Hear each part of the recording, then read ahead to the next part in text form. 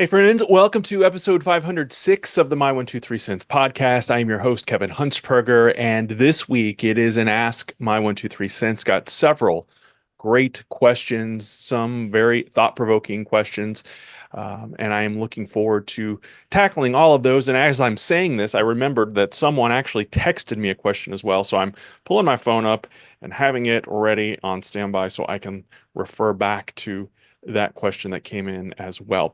But as always, I encourage you, if you aren't already, follow the My 123 Cents Facebook page and join the My 123 Cents Facebook group. You can get in there and interact with other wrestling fans and talk about fun things.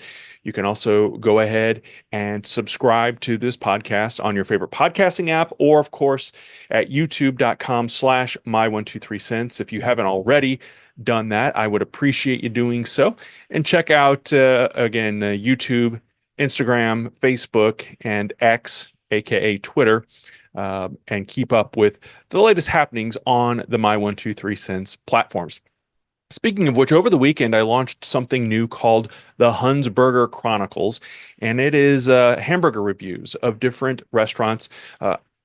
Obviously, I'm going to get more under my belt, but the first one is up. It is at Dale's Burger Shack in Carbondale, Illinois. And my plan is to keep these at, 60 to 90 seconds, snackable content, if you will. Sam Banks, thanks for that reference as you watched it on YouTube and left that comment about the video. But yeah, that's the plan. I'm adding different content. It's not all going to be wrestling content on the YouTube channel. Just kind of branching out and trying some different things. We'll see how it goes, but I'm having fun doing the burger stuff because I've been a fan of burgers since before I can remember. And many, many years ago, a coworker of mine convinced a local restaurant that is no longer around to create a Kevin Huns burger. And so I was playing off of that and having some fun with it. So again, check it out. It is the Huns Burger Chronicles on YouTube and on my TikTok channel. That's at Kevin underscore Huntsberger if you're interested in following along with that. And I do post a lot of wrestling stuff there as well. Try to post different things, but it doesn't always work out. So you'll see some of the same things on TikTok and on the YouTube channel, or even sometimes on Instagram. But I try to change things up and make things different on those platforms to give people something different to watch and look at every time that they're on. So since I am doing an Ask My 123 Cents, I put the question out there earlier in the week and said if anyone had any questions to fire away. And Chad, of course, asks, why is he never included in the Ask My 123 Cents episodes? Chad is always a frequent guest, co-host. I guess co-host would be a better word, not guest. And the answer, and I think Chad's questions, many of them were sarcastic, and I get it. But the reason that I do Ask My 123 Cents is because it's easy content when I don't have a co-host. So basically, if I don't have anyone or if I don't have a topic specific that I want to talk about, I do an Ask My 123 Cents because you guys, the listeners and the followers of the social media channels, come up with some great questions, and you all become kind of that co-host of sorts, even though it's just me regurgitating your questions. But it just makes it easier for me to put something together and have something fresh and new for that Monday morning drop, which happens every Monday and has for almost 10 years now. So, Chad, in the future, if you want to be a part of an Ask My 123 Cents podcast, we'll get together and do one where we field questions and maybe have some debates, because you actually asked another question about what makes a wrestling company an independent, and you in your comment said that technically speaking, WWE should have been considered or should WWE have been considered an independent company because it was family owned until the recent sale to TKO. The short answer, because you also in the question mentioned maybe having a longer conversation about this, so we will talk more about this in the future, the near future, to be exact. But the short answer for me is no. WWE for a very long time should not have been ever considered an independent company, even though it's family owned. By that standard, AEW should be considered an independent company, and I don't consider AEW an independent company either. my reasoning, my logic behind that, I think if you are on national TV, cable especially, that's no longer, I think your coverage area precludes or you know, makes you whether you're an independent company or not. We'll talk more about this though, and I want to hear your guys' thoughts and insight on this too. What do you think makes a wrestling company an independent versus uh, you know, a big league company, for lack of a better word? We'll break it more down in that episode when we do it in a few weeks. I can promise you that. Chad also asked if the WWE should recreate Land of a Thousand Dances with the current staff or the current roster. Hell yes. I loved the first wrestling album, the second wrestling album. Land of a Thousand Dances was on that first album. If You Only Knew was the group song that they did on the second album. And Chad and I are going to break these down too at some point with Music Mania. I know we keep talking about Music Mania, and we've done a couple, but I really want to dive into those albums and those songs. I think it's probably the nostalgia talking more than anything. Could they pull it off today? I certainly think they could. They're not as gimmicked, the company is, that is, with characters as they were in the 80s. Would it be the same? Obviously not, but I think that it could be fun.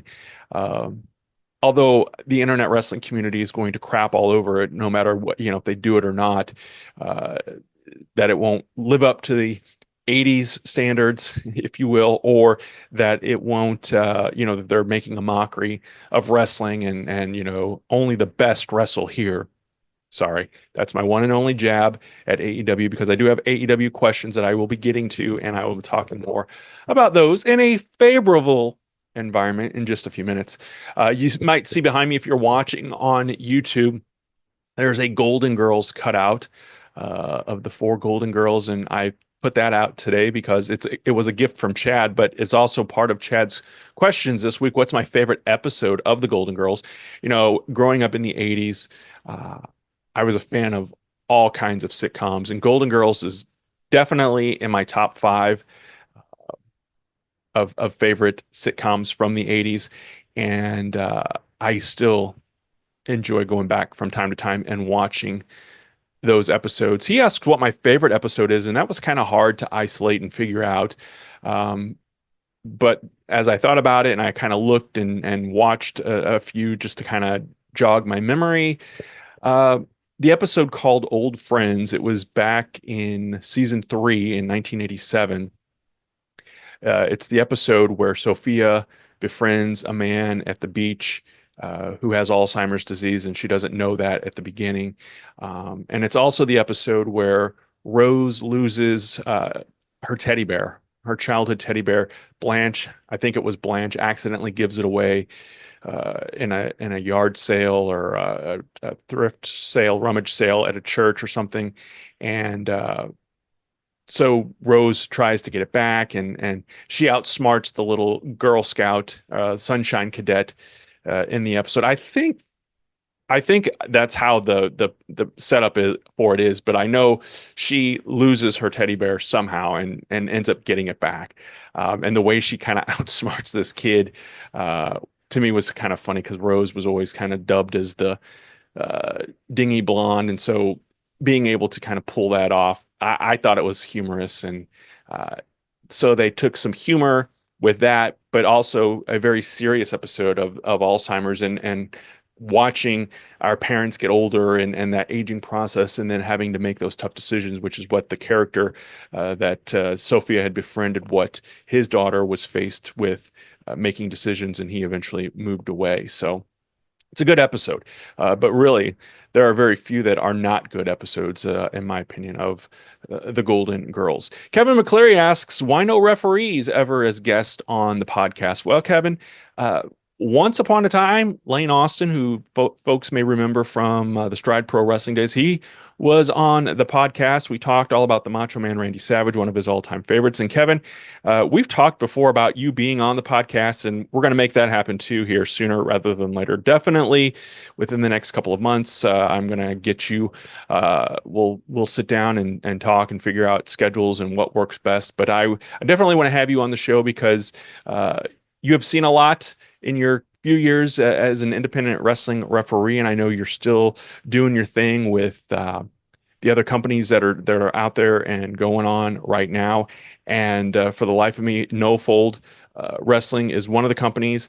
And God, I apologize. This is not on purpose, I swear. I am drawing a blank. This is part of the aging process. Ignite Pro Wrestling, the other company that they run shows in Heron. And I know there's a show coming to the Williamson County Fairgrounds in August 7th, I believe is the date. Tyler, Heath Hatton, and Curly are teaming up at that. This is a company coming in from out of town, though. I'm not sure. I don't have it pulled up in front of me, but Kevin, yeah, definitely want to have you on the podcast, and we will talk wrestling very, very soon. Dan Corley asks, and this is the AEW portion of the show, on a scale from 1 to 10, what do I give Blood and Guts? And I don't know if he's talking about, I'm assuming he's talking about just the match. Listen, I've talked about this before. I don't have cable, and I don't have a way to stream AEW live other than if I'm flipping through TikTok and someone's watching it and has it on, and I have watched it that way before. I always go back and watch clips, highlight reels on whether it's YouTube or whether it's on TikTok or Instagram. Usually it's Instagram or Twitter or X that I see those clips. But I intentionally went back and found it was like a 9 minute highlight reel from Blood and Guts. It was the whole, or not the whole, 9 minutes. Obviously, they showed a bunch of highlights from the match itself, Blood and Guts match, but then also the undercard. Some real quick thoughts. MJF, I think, is great as a heel. I'm glad that he came back and is working as a heel as opposed to being a face. To me, it just didn't feel as genuine and didn't work as well.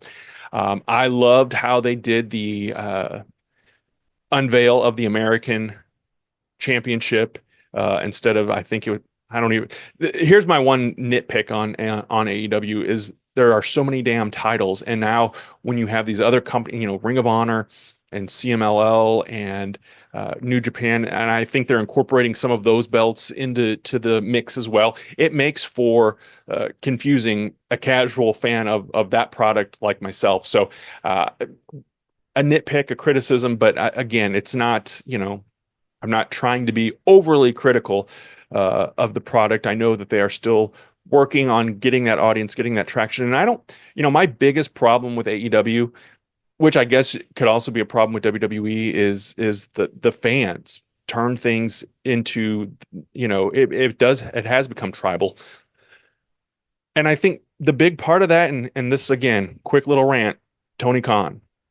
If Tony Khan would just stick to tweeting about AEW and staying in his own lane and not trying to incorporate so much of WWE into his thought process, to me, it would be a more enjoyable experience. Because Chad and I have talked before about, on this podcast about how growing up we watched Mid-South and AWA and WWF and the NWA, Jim Crockett Promotions. And, we loved it all. But part of that was because Vince McMahon wasn't complaining about Jim Crockett Promotions or comparing himself to Bill Watts, and Vern Gagne was, and if they weren't doing it in an obnoxious way that we've kind of seen over the last few years with Tony Khan. So that's my only criticism. If I'm giving the cage match itself a rating on a scale of 1 to 10, I'd probably give it a 6. The action was fine. I don't like, and I've said this publicly before, whether it's WWE, whether it was, Stride Pro Wrestling, no matter what the company, I am not a fan of the blood and the weapons. I'm just not. I grew up in the 80s era where it was a little bit more over the top and cartoonish. And I don't need to see somebody getting hit with a staple gun or a light tube or thumbtacks thrown into their mouth or, slice and dice. That's just not me. And I know there is an audience out there. There is a niche for it. There are fans of it. And I have the utmost respect for the men and women that get in there and do that and take that risk. But man, I will tell you, I cringed a lot during that 9 minute highlight reel. And, just probably 3 or 4 minutes of that was the cage match itself. It just is not my cup of tea. And so, and I don't need all the blood, but I know obviously to have a match like that, you have to have blood. WWE has been criticized for having Hell in a Cell and nobody bleeds. So I get it. I think that there is a expectation from the fans when you have a cage match or a gimmick match or a match of those kinds of consequences that you're going to see some kind of blood at some point during the course of the match. And so we got that. And I'm guessing, and someone will correct me if I'm wrong, that the basic rules of the blood and guts match is similar to War Games. It seemed like they were coming in and I don't know what the time increments were because again, watching the highlights, it was just much more fast paced. It seemed like there was also a lot of outside stories going on because I don't know all of the inner workings of every story going into that match. Jeff Jarrett earlier in the night, was talking about Bryan Danielson came to him. I hope that with All In, Bryan's getting that title match. I don't know if Jeff Jarrett's going to be involved because I think he's got a side story going on now with Hangman Adam Page. It seems like I'd keep Jeff Jarrett a heel too. I love him so much better as a bad guy. Back even from those early days in the WWF, 30 years ago when he was JEFFJARRETT. I did a Jeff Jarrett appreciation podcast a couple of weeks ago. I love Jeff Jarrett, but I kind of hope that because Daniel Bryan has talked about winding down his career. I love Daniel Bryan. He's probably my favorite, top three favorites on AEW right now. But I would almost like to see Jeff Jarrett screw Daniel Bryan. And it kind of feels like they're heading that way. But again, I think the 90s have conditioned us to be suspect of everyone and everyone's motives and intentions, because I also think on the flip side that Dominic is going to turn on Rhea Ripley at SummerSlam and cost her the match against Liv Morgan. So again, conspiracy theorist, but I think it's very plausible and we could see that happen. But getting back to, the night, the blood and guts, a solid 6 out of 10. And again, it's more because of the excessive, and maybe it wasn't excessive to other fans, but to me, it was a little much with the staple gun, especially, just not my bag. And I didn't like the way it ended. I didn't like the way that they handcuffed Jungle Jack Perry or Jungle Boy Jack Perry or whatever his name is now. The scapegoat, and then doused him in the gasoline Darby Allin did and threatened to light it, and then they just quit like that. To me, that was a weak finish, but it is what it is. Not it's pro wrestling and it's subjective, and not everything is going to fit everybody's taste, and I can understand and respect that for sure. Dan Corley also asks about a future world title match between Braun Breaker and I'm going to butcher this guy's name, and I apologize because again, I'm not watching as much as I should be. Draganovich. I apologize, and I meant to go back and listen to it before I started this podcast. Braun Breaker, no doubt in my mind, is the future of WWE. I think that people are critical of his loss recently to Sami Zayn. I think that gets made up for at SummerSlam, and then I think we're going to see a holy terror. And I don't think he'll win the world title. He may not even win it in 2025, but I think in the next 2 years, he is the top dog and is going to be sitting pretty in WWE for a long time to come. And God, and I'm sorry, I cannot say the guy's name. Dragonovich, I think, is what, or Dragonov. I don't know. I'm sorry. and this is no slight against him. I think that he has a lot of talent as well, and I don't see as bright a future for him, but I do definitely think that he could be a contender and fighting Braun Breaker for that world heavyweight title in the next few years. Again, I don't think it's going to happen in 25. It may not even happen in 26, but I think by 27, Braun Breaker is shattered anything that's in front of him, and it may be sooner than that, but I do think it takes special talents to get to the top of the mountain. We've seen exceptions to that rule, and I think they're taking their time intentionally with Braun Breaker, which is a good thing, because you don't want to do the Roman Reigns treatment that we got 10 years ago, where it was too much, and then the fans hated him, and then they turned him into the tribal chief, and things went much better in that regard. But we'll see. And Roman, I'm sure, will be back. Some are saying at SummerSlam. I don't know that it's going to be that soon.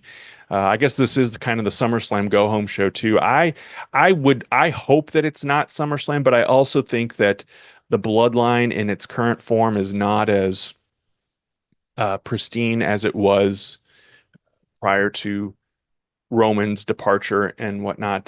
They're trying, and I think it's still just kind of learning these new members of the bloodline and getting, because on the independent scene, Jacob Fatu, of course, was highly touted and well respected, and I think that's coming in WWE, but it takes time on that global audience to get the casual fan like me, who I never saw MLW with Jacob Fatu. So I'm learning more along the way as well.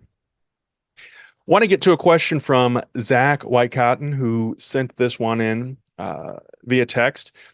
Since SummerSlam is a week away, how was the summer and spring angle in 1991 of Sergeant Slaughter being an Iraqi dude seen by the people in their early teens? Myself, I hated him simply because I didn't know any better, because I was only 7 years old. So in spring and summer of 91, I was graduating from high school. So I was 18 years old, had been a fan for probably 7 or 8 years at that point. Was a fan of Sergeant Slaughter when he first was G.I. Joe, Real American Hero. Then he came back in the late summer of 1990, as where the United States is going head to head and defending Kuwait, and things were kind of coming to a head in the Middle East. By fall of 90, we're seeing Sergeant Slaughter as a full-blown heel Iraqi sympathizer. There's a real threat of war in our country. I remember, again, I'm 17 at that time, and thinking that when I turn 18, that there's a chance that I get drafted. And I was scared. I'll be honest with you. I did not want to go to war, and I didn't want to see our country at war, for selfish reasons of not wanting to be in that position, and also to not see other men and women die as a result of this. So I remember there being a lot of nervousness going into that. And then, of course, in January of 91, the strikes happen. Desert Storm is underway, and Sergeant Slaughter wins the WWF Championship. And it's weird to me, because I think that may be one of the very few times that I can think of, at least, that world events, WWE was taking a page and following that closely world events going on. Because had we not gone to war, had that never happened, I'm curious what would have happened with the Ultimate Warrior's title reign. Would we have gotten Hulk Hogan and Ultimate Warrior again at WrestleMania 7? I don't know. But Warrior loses the belt to Slaughter, and then Slaughter subsequently drops it to Hulk Hogan. And then getting to more of Zach's question, what were we thinking leading up to SummerSlam? Because the match Made in Hell, we had the match Made in Heaven where Randy Savage and Elizabeth were going to get married at SummerSlam. And then we had the match Made in Hell where it was nuptials turned to napalm. That was Vince McMahon's tagline on that, where the wedding happens, and then we're going to get this handicap tag match of Hulk Hogan and the Ultimate Warrior against Sergeant Slaughter, Colonel Mustafa, who was the Iron Sheik, and General Adnan. So really, as an 18-year-old now at this point, I'm looking at this as a weak ass main event because one, the war was over in Iraq. The Desert Storm stuff was done, and Slaughter was still this Iraqi sympathizer. They had brought in Iron Sheik to be Mustafa. And Iron Sheik, I love Iron Sheik. I love him to this day. But by that point in his career, he was not main event material. He should not have been main eventing the second or third biggest pay-per-view of the year. And General Adnan was a manager who had wrestled, but I think he's in his 50s at this point. And Sergeant Slaughter, let's face it, was well past his prime, even when he won the championship, and it was all done in this effort to build in on world events. I thought a different direction that they were going to go, because also happening that summer is The Undertaker locking the Ultimate Warrior in that casket during the funeral parlor.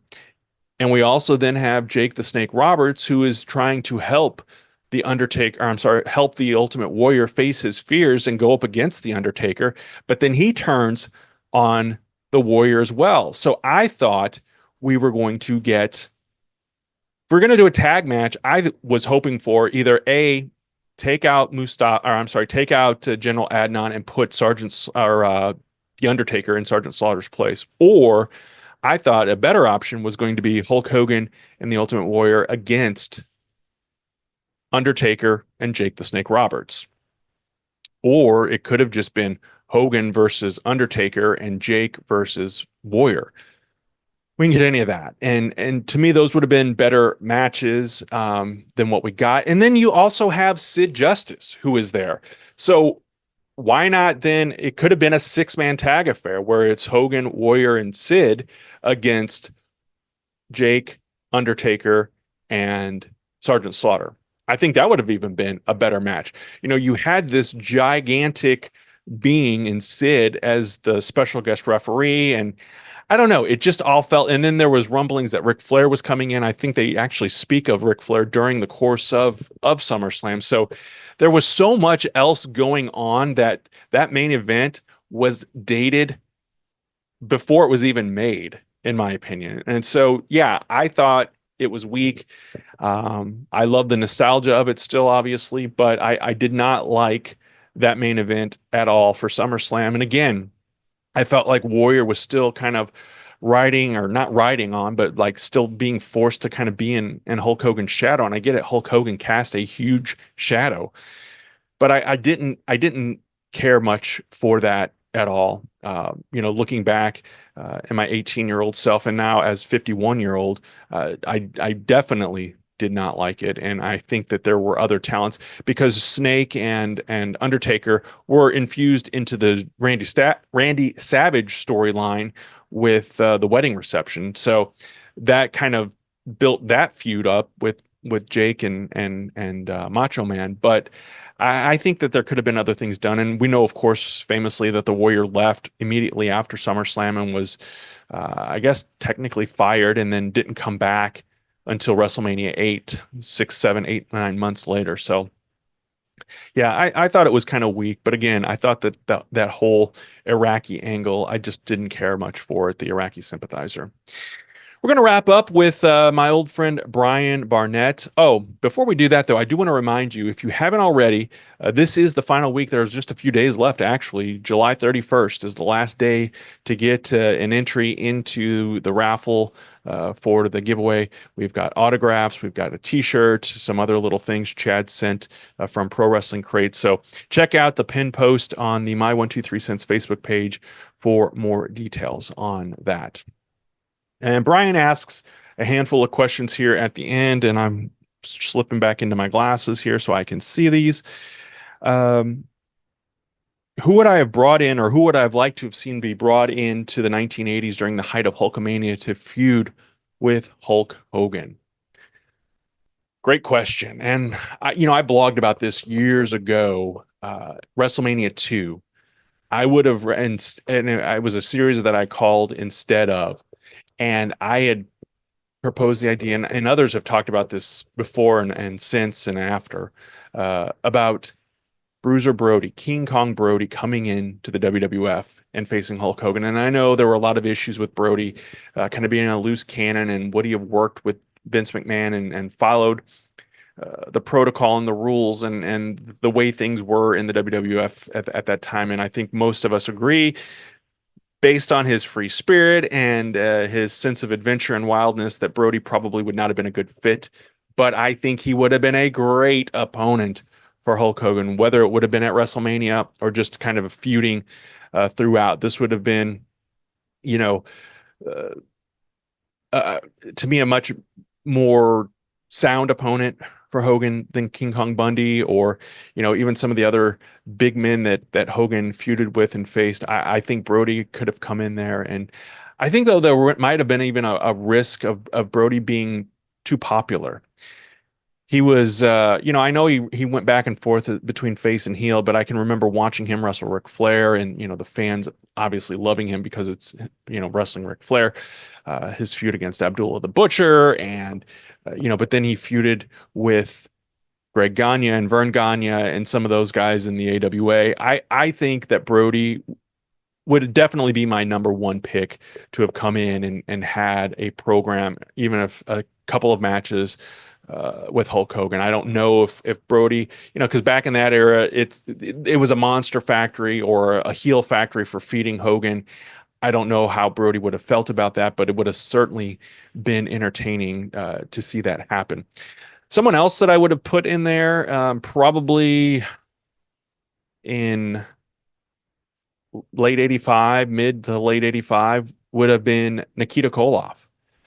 Imagine him jumping from Jim Crockett Promotions to the WWF. I think he was this big badass Russian, and of course, this is the time when Hogan's wrestling the likes of Nikolai Volkov and the Iron Sheik, and we have these foreign, the Soviet threat. Nikita was still a nasty heel in Jim Crockett Promotions at that time, and it wasn't until late '86 when he turned and joined Dusty Rhodes as the Allied Powers. But man, I think that Nikita coming in, even if he becomes the WrestleMania 6 opponent, because it's still, we're still, those tensions were running wild. But Nikita would have been an amazing addition to the roster, the WWF roster, back in the mid '80s, and coming in and tearing off Hogan's head with one of those Russian sickles, covering him up with the flag, the Russian flag, and then leading up to WrestleMania. Man, would have been the thing that drove fans insane. And Nikita was pretty good. I think that he would have been a more formidable, bigger threat than a Nikolai Volkov or Iron Sheik would have been in those days as well. Brian also wants to know, what are my thoughts on timeless Toni Storm? I think that, in my opinion, Toni Storm, the story going on with her and Mariah May, is the best thing going on in AEW right now. They have put a very bright spotlight, pun intended, on women's wrestling in that regard. And I think that has also led to, now it feels like the TNT, or is it the TBS? I think it's the TBS championship with Mercedes Moné and Dr. Britt Baker. I feel like that feud has gotten a little more intensified now as well, because you've got a great spotlight going on women's wrestling in AEW. It's not always been great, but I think it is getting better. And I do think I loved how they did the whole turn with Mariah. And I know that there was some criticism about the blood and in that case and in that circumstance, and I know I'm contradicting what I said earlier, that worked. Watch the shoe, and then she uses the shoe and pulverizes Toni Storm with it. I think that Toni Storm has really gotten outside of her comfort zone and is doing things. In WWE, she was just, I think, another name and face. She's one of the talents, I think, that has gone to AEW, that AEW has truly utilized and maximized their minutes on, and it's been incredible. And so I am so excited to see what happens at Wembley coming up. And I love the fact that they kind of keep her in that black and white, and then they bring in the color. The new figure that Jazz wears is releasing. It was unveiled at San Diego Comic-Con over the week. Um, the figure is in black and white. I think it's really to me it's awesome. I do enjoy it, and I think again that she is one of the better things about the story with Mariah May is definitely the best thing going in AEW. But I think that both of these women deserve kudos and a big round of applause for what they're doing, not just for women's wrestling in AEW, but for AEW in general. So I speak very highly of both of them. Let's see. Brian asks, who is the greatest masked wrestler of all time? I think the easy answer here is Rey Mysterio. Uh, I can't think of someone who has had, at least in the last 20 years, I can't think of anyone who has had the influence or the career that Rey Mysterio has had under a mask. You know, is he my favorite masked wrestler? No, I like Rey Mysterio. I think that he has done a lot, not just for Lucha Libre, but for wrestling in general. And I think that he continues to be an example and a role model. You know, he's a one of a kind, unique talent. Even back in those WCW days, ECW days when I first saw him, and then coming into WCW now, of course, being a leader in WWE. I just think that he has inspired a generation of talent, and you know, the marketability of Rey Mysterio, the masks. My kid, when he was watching wrestling, Rey was one of his favorites. Had a Rey Mysterio, you know, had Rey Mysterio mask and all that kind of stuff. So I would probably go with Rey. You know, I liked Mankind with the mask. I know that it's not your traditional mask, but I thought that he was a great masked wrestler as well. You know, and I've done an episode on masked wrestlers in the archive, so check that out as well. But yeah, I think Rey definitely is up there. If he's not the greatest, he's got to be one of the all-time greats under the mask. And I want to know your guys' answers to these questions as well. So feel free to leave a review of the podcast and throw in some of your opinions, your 1, 2, 3 cents, if you will, as well. Brian's last question is, if I could only watch the matches from 3 wrestlers, past or present, who would they be? And he says that I can kind of tag team as a wrestler, but I think I'm going to go with singles. And I'm using guys that I feel like, not necessarily, I guess these are some of my favorites as well, but then, you know, you can get matches that they had with others that will be able to then see the matches of others along the way. And that would be the Nature Boy Ric Flair, Stone Cold Steve Austin, and my third pick, I kind of debated and wasn't sure who to pick, but I think I'm going to go with the Macho Man, Randy Savage. And then you're going to be able to see all kinds of great matches because those 3 guys had great opponents, from Bret Hart and Hulk Hogan and the Ultimate Warrior and Rick Rude and you know, all of these other great talents that were along the way that we'd be able to enjoy. So those are my 3: Ric Flair, Stone Cold Steve Austin, and the Macho Man Randy Savage, who, by the way, I'm wearing today on my shirt. But that is going to do it for this week's episode. I want to again thank everyone who asked a question, and I also want to thank you for watching and or listening to this week's episode. Have a great week, and we will talk again soon.